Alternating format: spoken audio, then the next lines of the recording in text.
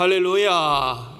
하나님의 크신 은혜와 평강이 오늘도 우리 모든 성도님들, 또 영상을 통해서 예배하시는 우리 모든 성도님들에게 함께 하시기를 주의 이름으로 축원합니다.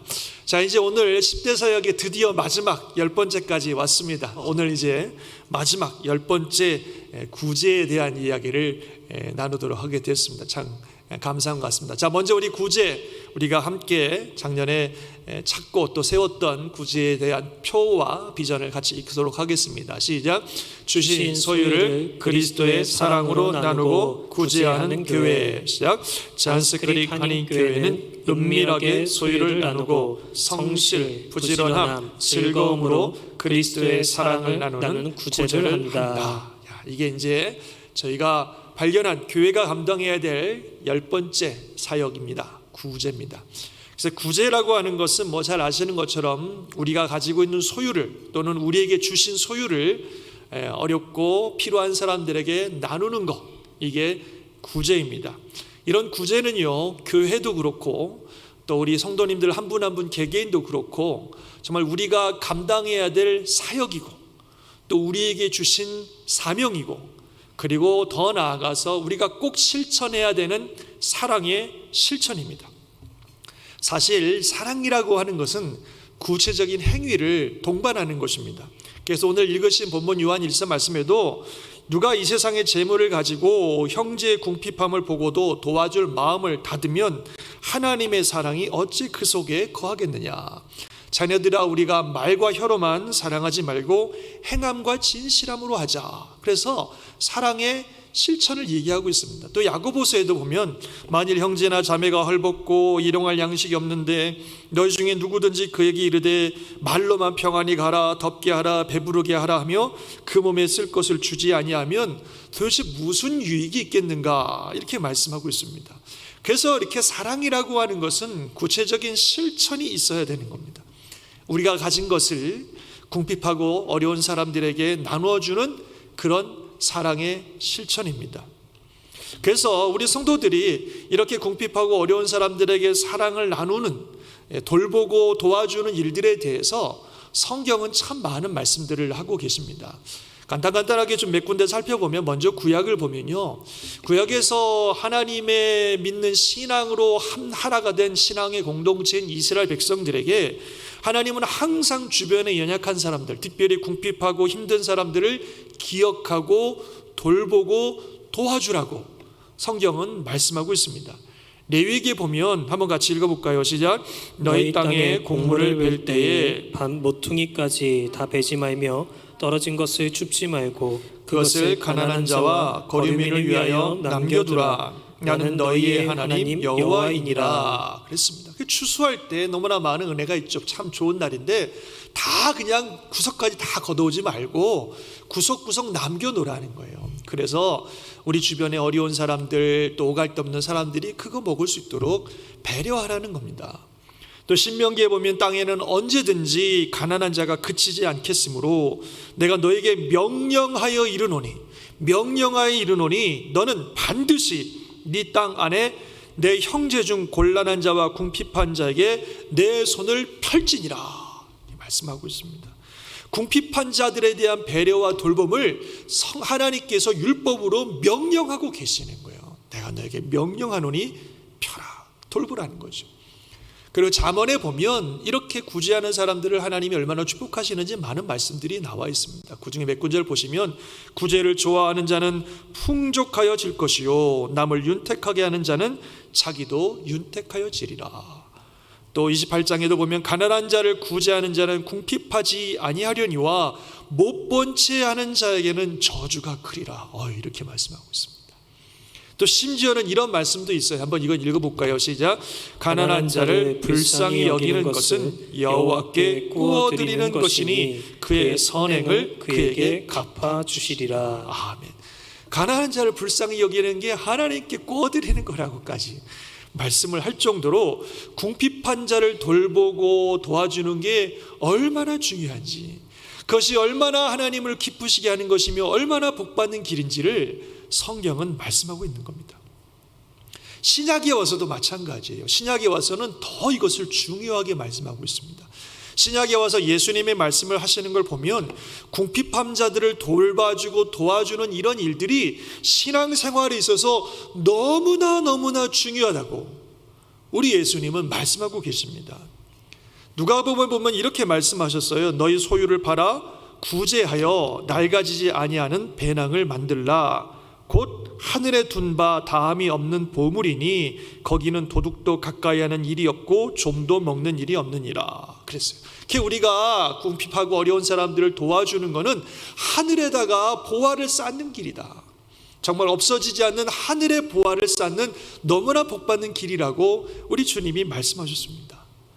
그리고 16장에 가면 아주 중요한 말씀을 하고 계시는데 한번 읽어볼까요? 시작. 집 하인이 두 주인을 섬길 수 없나니 혹 이를 미워하고 저를 사랑하거나 혹 이를 중히 여기고 저를 경히 여길 것임이니라.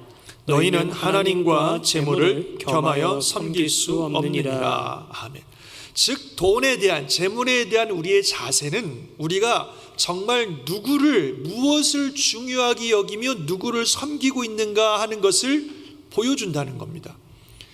우리가 가진 재물을 움켜쥐고 나눌 줄 모르는 삶을 산다면 그것은 돈을 하나님보다 더 중요하게 여기는 것이고 하나님을 섬기지 않는 그런 삶이라고 말씀하시는 거예요.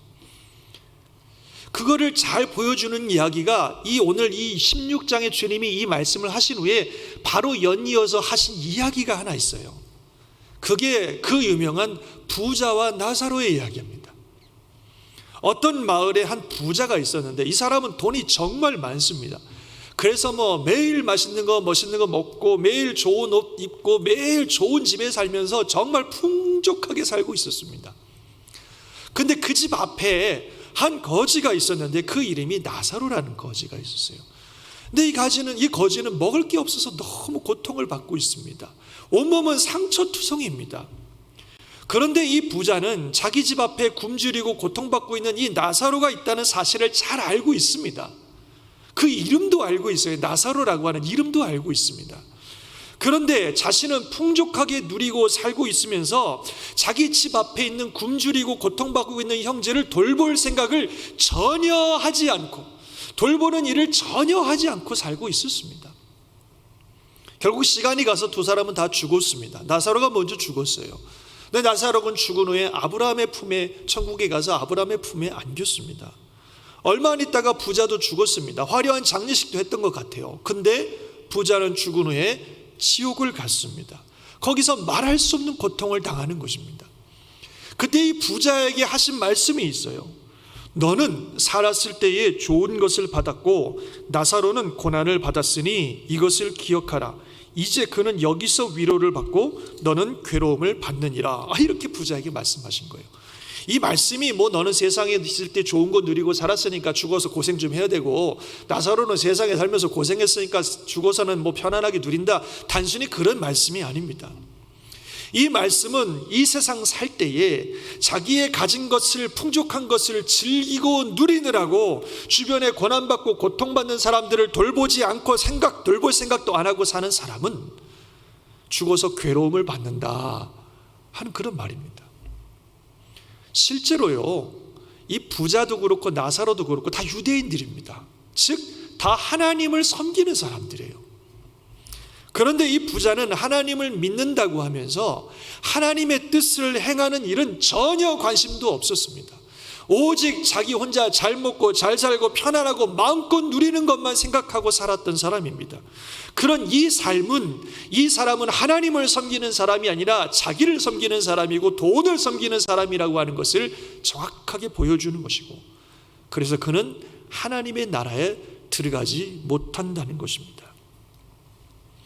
우리가 하나님을 섬기길 원하면, 또 하나님의 뜻을 이루기를 원하면 하나님께서 우리에게 주신 것을 하나님의 뜻대로 사용할 줄을 알아야 됩니다. 특별히 돈이라고 하는 것, 재물이라고 하는 것은 우리가 애지중지 붙들고 살아가는 우리의 신이 아니라 하나님께서 우리에게 주의 나라를 위해서 사용하라고 주신 우리의 달란트이고 우리의 사명인 줄 믿습니다. 그것을 어떻게 사용하느냐 하는 것을 보면 그 하나님 나라를 위해서 어떤 생각을 가지고 사느냐 하는 것을 보여준다는 거죠. 이 이야기보다 비슷한 말씀이지만 더 충격적이고 강한 이야기를 예수님이 마태복음 25장에 하신 게 나옵니다. 이 마태복음 25장은 이런 이야기입니다.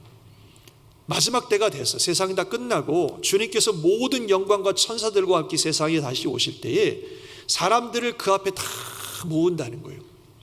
근데 사람들을 모아놓고 마치 목자가 양과 염소를 가르듯이 사람들을 둘로 가른다는 거예요. 오른쪽하고 왼쪽하고.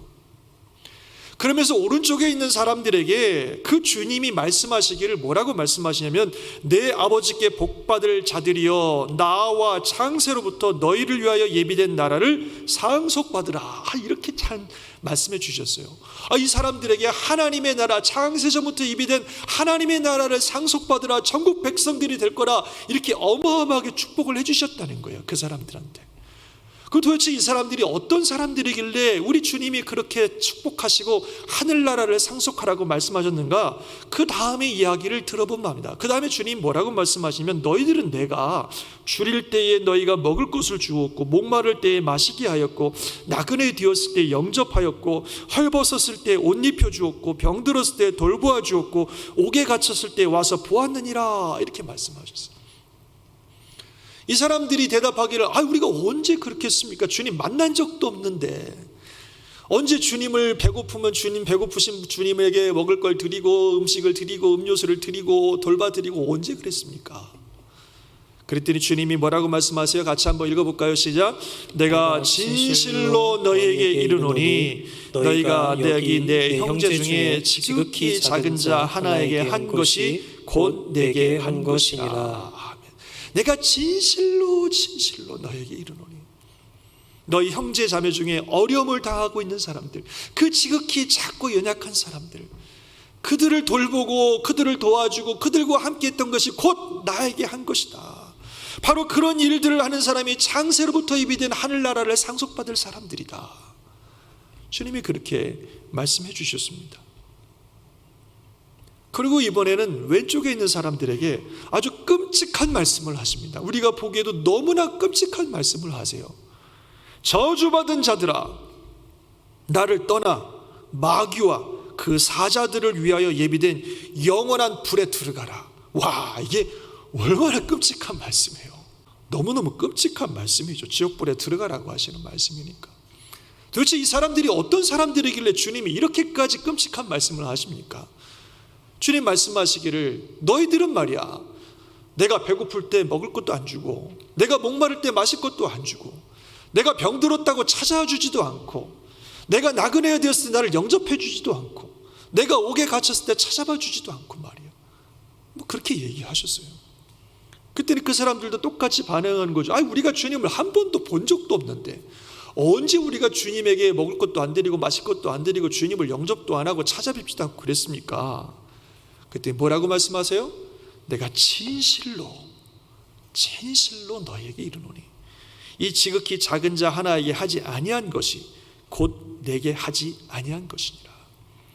형제 중에 어려움을 당하고 궁핍함을 당하고 곤란을 당하고 힘들어하는 사람들을 보면서도 돌보지 아니하고 도와주지도 아니하고 구제하지도 아니하는 그것은 곧 주님을 공경하지 않는 것이다. 그것이 곧 지옥에 들어갈 만한 삶의 모습이라고 말씀하시는 거예요. 참 충격적인 얘기입니다. 저는 이걸 볼 때마다 참 놀랍습니다. 물론 우리가 예수님을 믿음으로 구원받고 천국 갑니다. 맞습니다. 예수님을 나의 삶의 구세주여 주님으로 모시고 그 주님을 따르는 사람들이 구원을 받습니다. 그런데 그 믿음, 예수님을 내 삶의 최고의 가치로 믿는다고 하는 그 믿음, 예수님을 따른다고 하는 그 믿음이 어떻게 증명되고 보여질 수 있느냐 하는 것입니다. 주님 말씀에 의하면 주님을 최고의 가치로 두고 주님의 뜻을 따른다고 하는 그 믿음은 바로 어렵고 궁핍하고 고통받고 있는 사람들을 돌보고 그들을 위해서 기도해주고 물질과 시간과 삶을 들여서 그들을 돌보는 이 모습을 통해서 주님을 향한 우리의 마음이, 그 믿음이 증명되어지고 나타나진다는 것입니다. 그래서 구제라고 하는 것, 꼭 돈이 아니라도 우리가 시간과 삶과 관심과 우리의 가진 것들을 가지고 주변에 궁핍하고 어려운 사람들을 돌봐주고 도와주고 함께하는 이 구제라고 하는 것이 이렇게 신앙생활에 있어서 중요하다는 겁니다. 해도 되고 안 해도 되고 그런 게 아니라 이렇게 중요하다는 거예요. 교회도 그렇고 우리 저와 여러분 신앙생활에 있어서. 사랑하는 성도 여러분, 우리가 예수 믿고 구원받는다고 하는 것은 나 혼자 잘 먹고 잘 살자고 하는 게 아닙니다. 예수 믿고 구원받는 것은 저와 여러분이 온 세상을 축복하는 축복의 통로가 되는 것인 줄 믿습니다. 아멘 하시기 바랍니다. 그게 예수 믿고 구원받은 성도들의 삶의 모습입니다. 하나님께서 우리에게 주신 그 축복과 은혜를 흘려보내서 세상으로 지역으로 흘려보내서 많은 사람들의 영육을 살리는 축복의 통로가 되는 것, 그것이 우리 하나님께서 저와 여러분을 구원하시고 부르신 목적입니다. 구약의 이스라엘 백성들은 이것을 제대로 이해하지 못했어요. 실천하지 않았습니다. 오로지 자기만 생각했어요. 자기 민족만 생각했어요. 우리만 생각했어요. 나만 생각했어요. 이웃이나 이방 민족들을 멸시하고 무시하고 무관심하며 살았습니다. 그러니 그들의 삶 속에 하나님의 나라가 이루어질 리가 없죠. 온 세상을 축복하는 축복의 통로가 될 수가 없죠. 그 결과 어떻게 됐습니까? 오히려 우상 숭배, 탐욕, 불의 이런 것들만 가득한 민족이 되어버리다가 결국은 다 망했습니다. 그렇게 되는 거예요. 그러나 성령님에 의해서 새롭게 탄생한 새로운 영적 이스라엘이라고 하는 신약의 교회, 예루살렘 그 교회는 처음부터 이 사랑과 축복의 통로가 되는 이 일을 감당했습니다.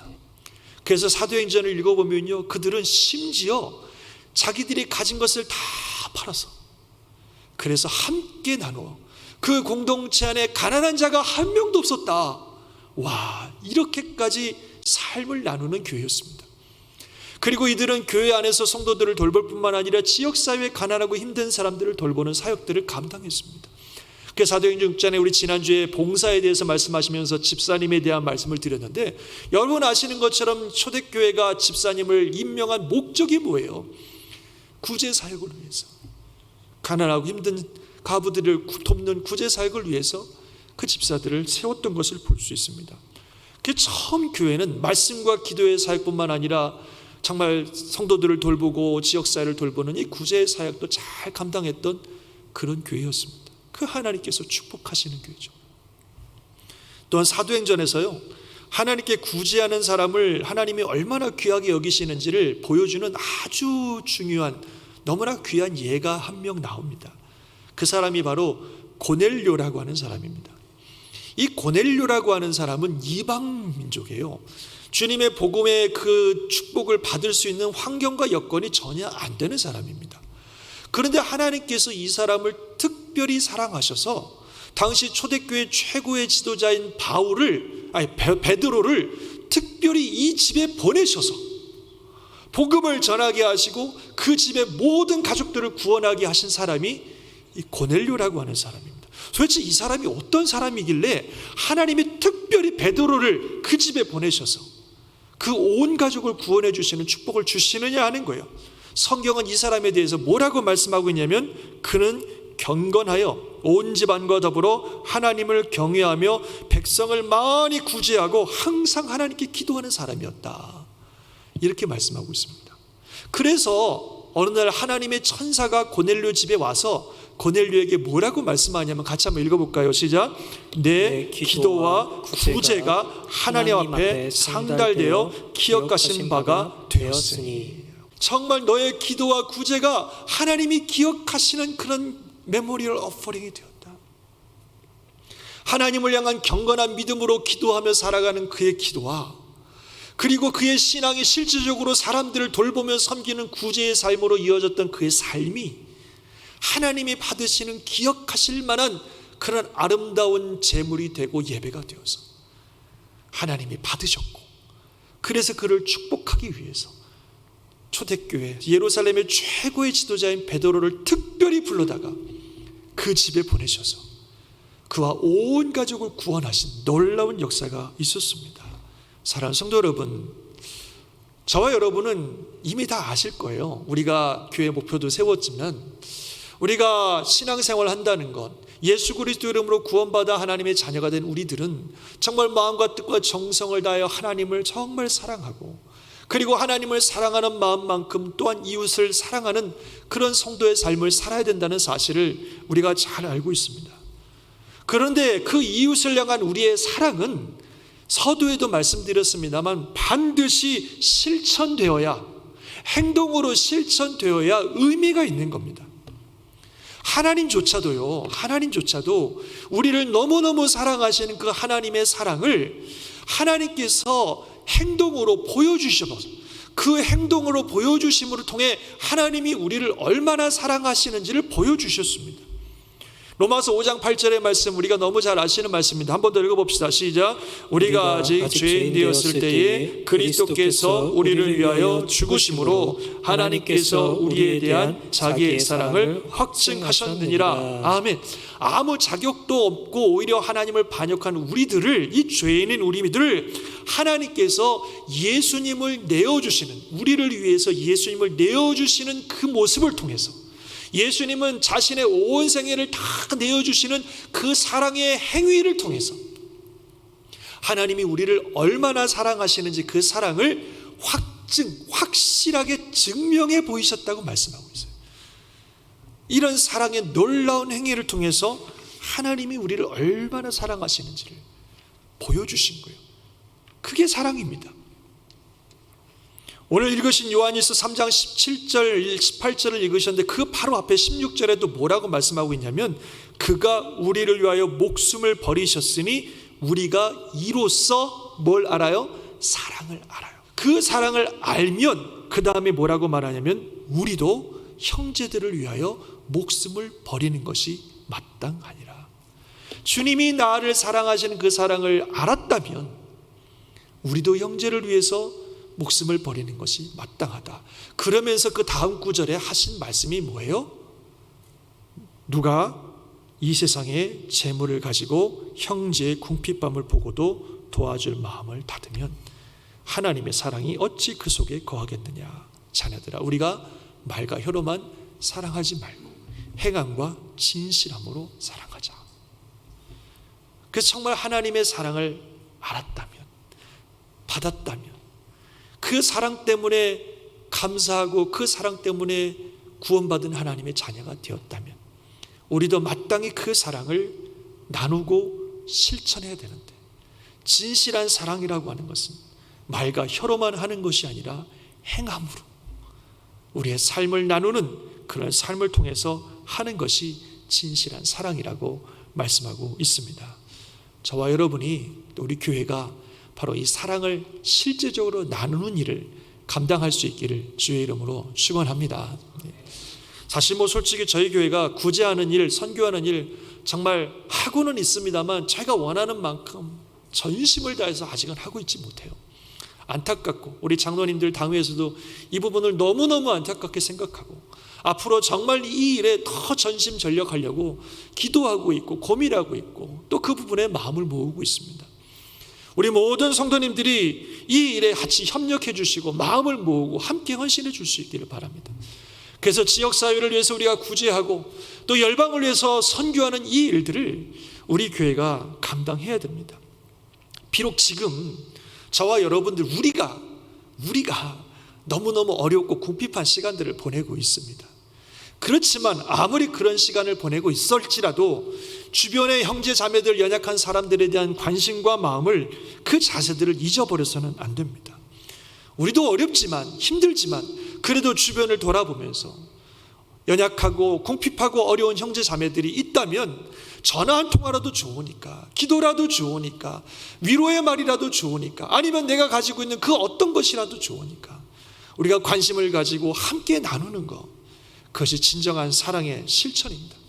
그것이 우리 교회가 감당해야 될 사역이고 우리가 감당해야 될 사명이고 우리가 정말로 실천해야 될 진정한 사랑인 줄 믿습니다.